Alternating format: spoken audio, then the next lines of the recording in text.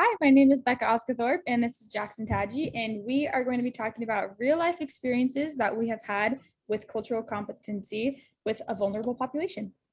So I was able to serve my mission in Guatemala, which was awesome. I got to know a lot of Latinos and a lot about the Latino culture. And since then, I have had the opportunity to be a medical translator at the People's Clinic up in Park City, which is more than anything for I'm only thinking Spanish words, more than anything for undocumented immigrants, mostly Latinos, Mexico, Guatemala, from that area. And then recently, I was able to help a woman named Rosa, who she came in with her family, and she has rheumatoid arthritis, and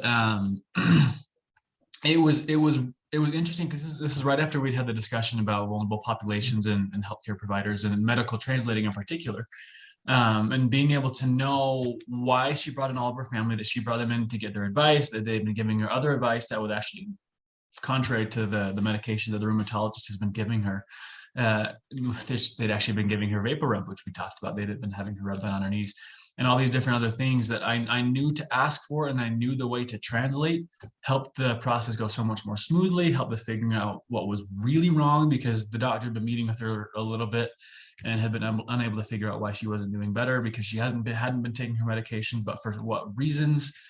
So just being able to know more about the culture itself, know more, be able to ask the family about the advice they'd be giving her, because they were very family oriented. Again, knowing the culture, knowing how to medically translate, it just helped the process go so much more smoothly and helped us really get to the bottom of what was wrong. Perfect. And I was able to serve my mission in Ukraine and Moldova and had an experience with the healthcare system there and their culture overall. I had 2 knee injuries at the same time, and so they diagnosed me to go get an MRI, and just the language barrier of not being able to understand the process of insurance and paperwork when we got there.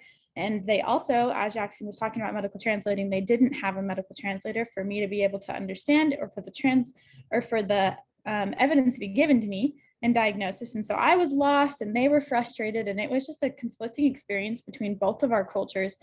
And he would try to explain a process that I thought I knew from the US, but was very different. And then when we did get a diagnosis, everything was in Russian. So it meant nothing to me. And then having to send it to the US to be able to see if I was able to stay on the mission and to be able to do what I was meant to do made no sense to the doctors in the US. And it was a very hard culturally explained situation, but we were able to work together to find out what was wrong. Yeah, these situations just have helped us realize the importance of being a culturally competent healthcare provider and how big of a difference it can make in somebody's life.